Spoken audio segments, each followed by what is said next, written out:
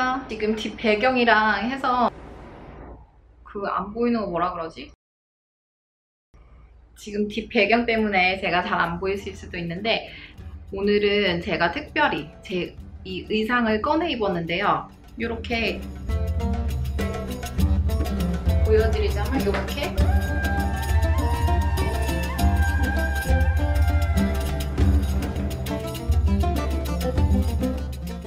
발목까지 오는 점프수트예요.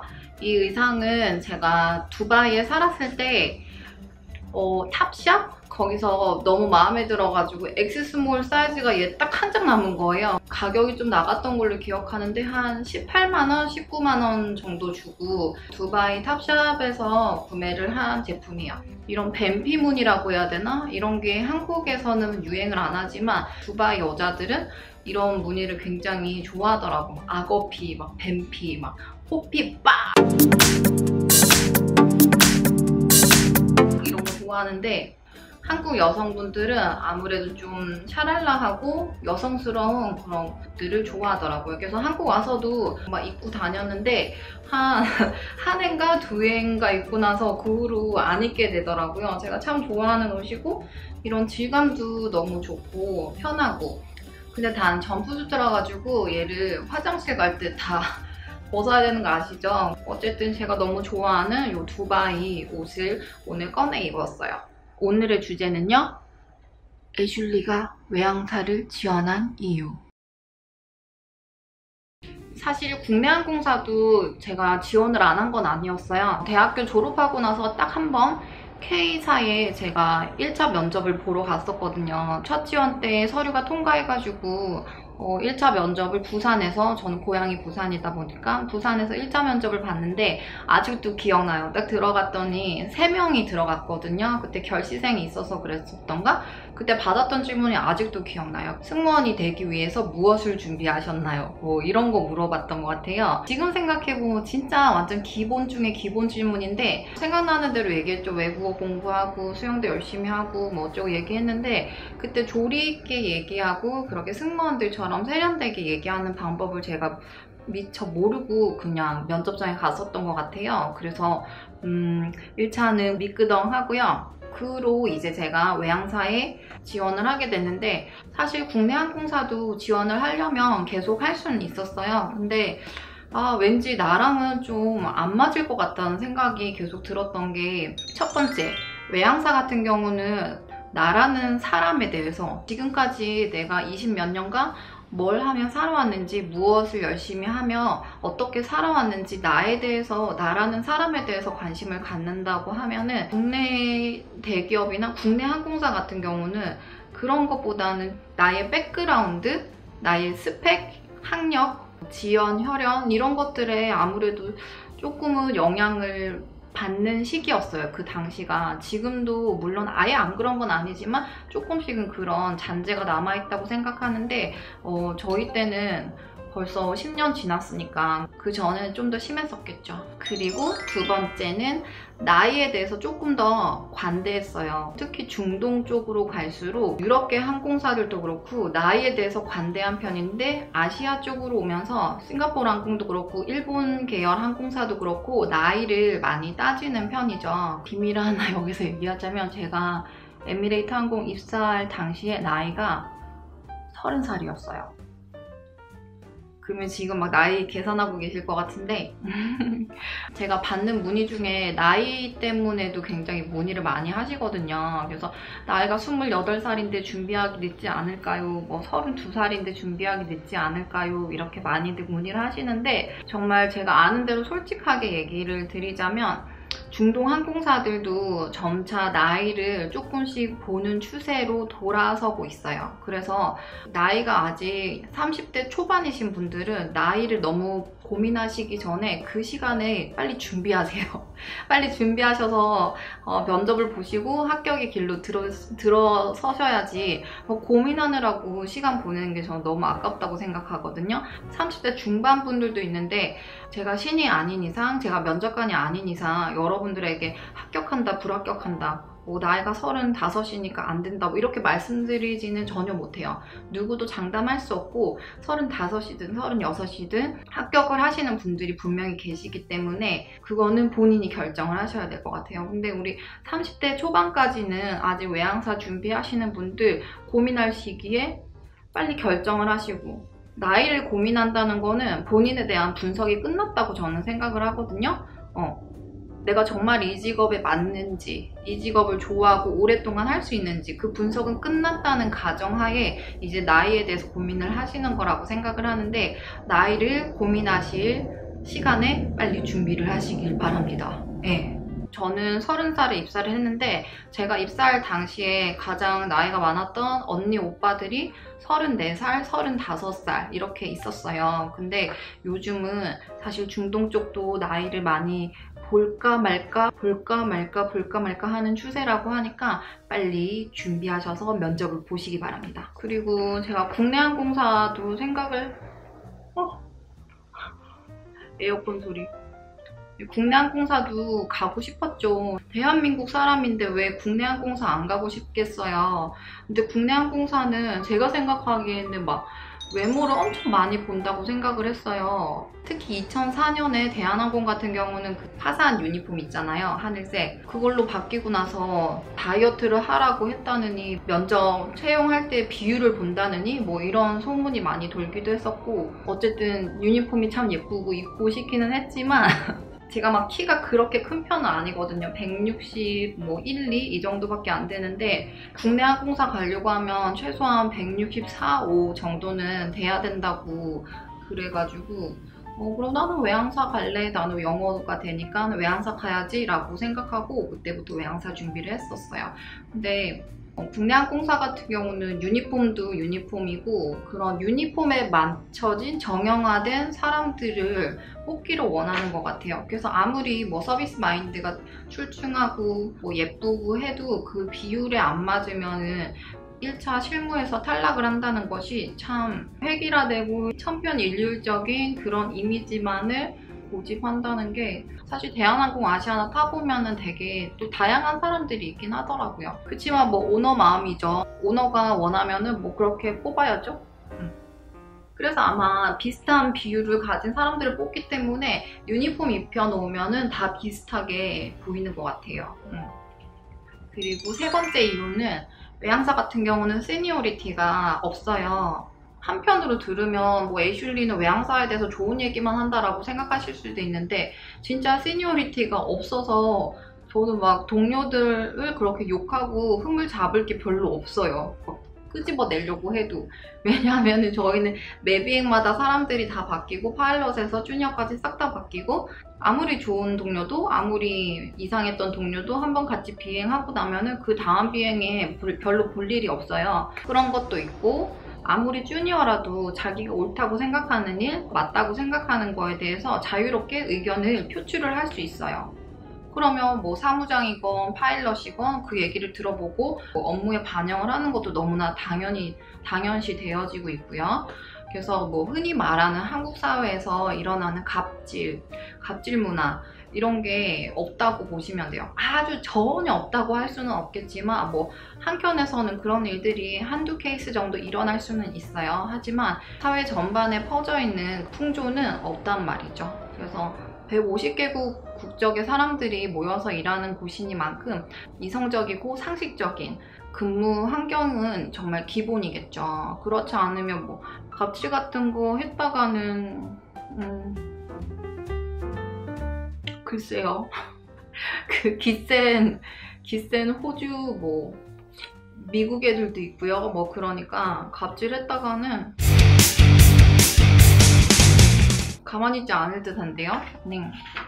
근데 한국 문화에는 아직도 말도 안 되는 정말 그런 갑질 문화가 남아있더라고요. 제가 두바이에서 돌아와서 한 학원에서 강사로 근무를 할 때였어요. 근데 수업 시간에 원장이 자꾸 저를 부르는 거예요. 그래서 저 수업 시간 다 돼서 들어가야 된다고, 학생들이 저 기다리고 있다고 했더니 그거에 아랑곳하지 않고 계속 자기 할 말만 하는데 별로 중요하지도 않은 일을 계속 얘기를 하시더라고요. 그래서 저는 그게 좀 이해가 안 됐고 심심한 부르는 거예요, 저를. 그리고 저는 그냥 시간당 가서 강의하고 오는 사람인데 자꾸만 계속 원장실을 들락날락 하니까 그런 부분이 좀 이게 뭐 흔히 말하는 그냥 갑질인가? 자기 마음대로 로봇 조종하듯이 직원들을 움직여도 된다고 생각하나? 그 생각이 들었어요. 왜냐면 수업 시간 같은 경우는 강사하고 학생들의 그런 저는 고유한 권한이라고 생각하거든요. 근데 그 시간을 자꾸만 쓸데없는 얘기로 계속 부르고 하니까 저는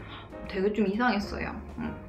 그리고 5번째는 자기만의 시간이 많다는 거죠. 비행 끝나고 여러분 레이오버를 가서 체류를 하잖아요. 그러면 거기 체류하는 시간 동안은 나만의 시간인 거예요.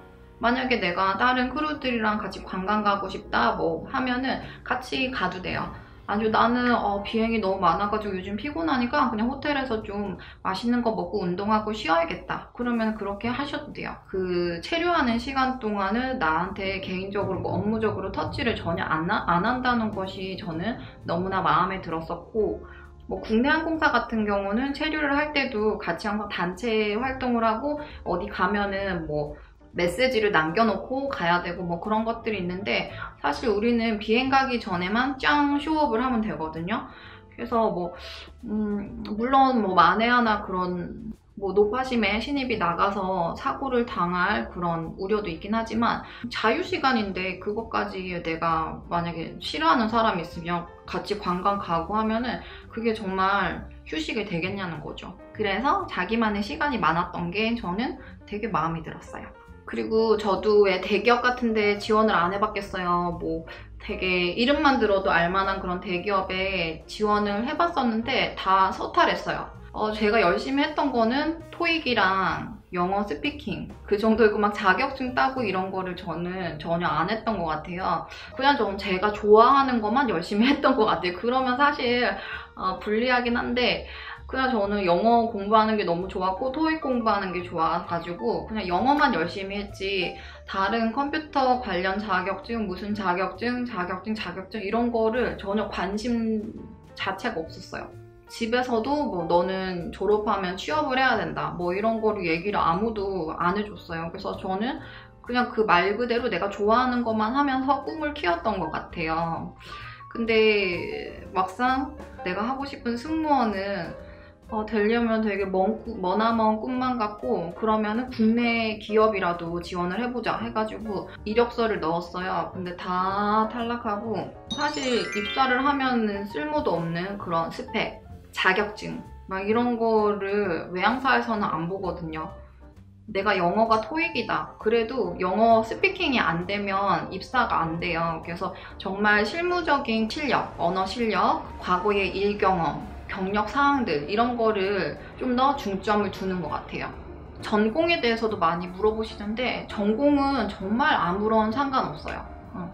제가 많은 학생들을 만나고 가르쳤지만 국내 항공사도 대부분이 비전공이고요. 뭐 항공과 뭐 호텔 관광 이런 거 나온 사람 거의 없고요. 그냥 뭐 공대 나오신 분도 있고 컴퓨터 전공하신 분, 무용하신 분, 음악하신 분, 미술하신 분 전부 다 있어요. 그런 친구들, 비전공들도 다 승무원에 합격해서 비행하고 계시고요.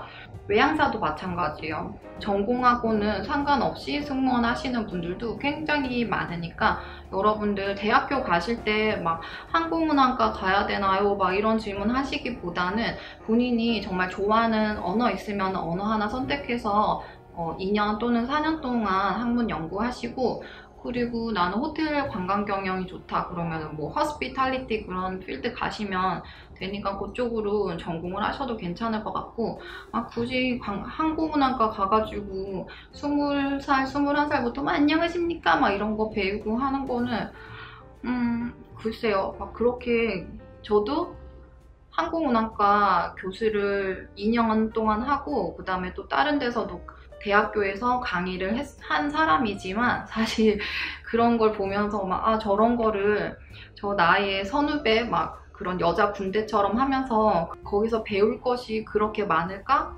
싶은 회의감도 좀 들었던 건 사실입니다. 7번째 해외에 나가서 살 수 있다는 저한테는 나름 도전이죠. 그전에 제가 해외에서 살았던 거는 영국에서 어학연수로 살았던 것밖에 없는데 두바이라는 정말 문화가 완전 다르잖아요. 그런 곳에 가서 내가 잘 서바이벌 할 수 있을까? 한국 사람 아니고 외국 애들이랑 손발 맞춰서 일을 하는 것이 나름 도전이자 굉장히 색다르고 정말 너무너무 설레는 그런 경험이 될 것 같아서 외항사를 지원하게 된 거였습니다. 외항사를 왜 관뒀는지에 대해서도 찍었듯이 외로움도 있고요. 그 다음에 익숙하지 않은 문화에 적응을 해야 되는 그런 부분도 있고요. 또 일을 관두고 한국에 아예 돌아와서도 단점이 있어요. 왜냐하면 외항사에서 제가 지금까지 말씀드린 그런 분위기에서 근무를 하다 보면은 막상 한국 기업체에서 일을 하게 된다면 외항사에서는 할 말은 다 하는 스타일이라고 했잖아요. 근데 만약에 내 상사가 진짜 나한테 갑질을 했다. 그러면은 가만히 안 있죠. 가서 바로 얘기를 하겠죠. 갑질이라는 게 외항사에서는 거의 없다 보니까 부당한 대우라고 생각하면은 가서 바로 얘기를 하겠죠. 근데 그런 부분이 한국 문화에서는, 한국 기업에서는 쟤 조직 분위기 파악 못한다. 쟤는 조직에 도움이 안 되는 사람이다. 이렇게 평가를 내릴 수도 있는 부분이고, 그래서 한국 이런 갑질 문화에 적응하기가 조금 힘들다는 거. 그리고 제 친구도 국내 공기업 이런 데 들어갔는데 회식 문화 이런 데 되게 자기 너무 싫대요. 정말 왜 내가 거기에 그 상사들이랑 술잔을 돌려가면서 같이 먹어야 되는지 그런 게 정말 이해가 안 된다고. 한국 기업에 대해서 제가 깊게 근무를 해보거나 오래 근무를 해본 사람은 아니지만 제가 들은 점, 그 다음에 주변에서 봐온 걸로 봐서는 저의 성향하고는 외항사가 더 맞다고 생각해서 지원을 하게 됐죠. 네. 근데 지금 생각해보면은 잘한 것 같아요. 네. 한 10번? 100번? 계속 생각해봐도 제가 국내 항공사 안 가고 외항사 간 거는 정말 제 삶의 플러스가 된 것 같아요. 물론 마이너스적인 부분도 있어요. 왜냐면 오래 일을 못하고 다시 돌아와야 됐기 때문에 그런 손실이 분명히 있을 거예요. 그렇지만 제 가장 소중한 젊은 날에 그런 소중한 경험들이 앞으로 제 인생 미래를 계속 결정하게 될 거잖아요. 그런 걸 봤을 때 정말 저는 100번 잘한 선택이었다고 지금도 생각하고 있어요. 그래서 외항사가 무조건 좋다 이런 건 아니지만 저한테는 그랬다는 얘기고요. 혹시 국내 갈까 외항사 갈까 걱정하시고 고민하시는 분들도 굉장히 많으실 것 같아요. 가장 기본이 돼야 될 거는 나 자신에 대해서 잘 파악해보기. 내가 어떤 사람인지, 내가 어떤 성향을 가지고 있는지, 그리고 어떤 한계까지 내가 참을 수 있는 사람인지, 자기 내면의 성찰을 통해서 자기가 스스로 깨우쳐야 되는 부분인 것 같아요. 네. 얘기하다 보니까 또 얘기가 길어졌는데요. 어때요? 제 의상 마음에 드세요, 여러분? 호피무늬? 딱 두바이스럽지 않아요? 애슐리가 외항사를 선택한 이유에 대해서 얘기를 해봤고요. 수많은 외항사들 중에 애슐리라는 사람이 에미레이트 항공에서 겪은 하나의 경험담일 뿐이니까 여러분들 선택하실 때 참고로만 해주시면 좋을 것 같아요. 그래서 국내를 갈까? 외항사를 갈까? 고민하시는 분들은 한번 스스로 잘 생각하셔서 좋은 선택하시길 바라는 마음에서 이렇게 한번 찍어봤습니다. 날씨가 너무 더워요, 진짜. 에어컨을 잠시만 꺼도 너무 확 더워지는데 오늘도 행복하고 좋은 하루 보내시고요. 궁금한 점 있으면 아래 또 댓글로 남겨주세요. 저 애슐리는 또 다른 영상으로 찾아올게요. 안녕!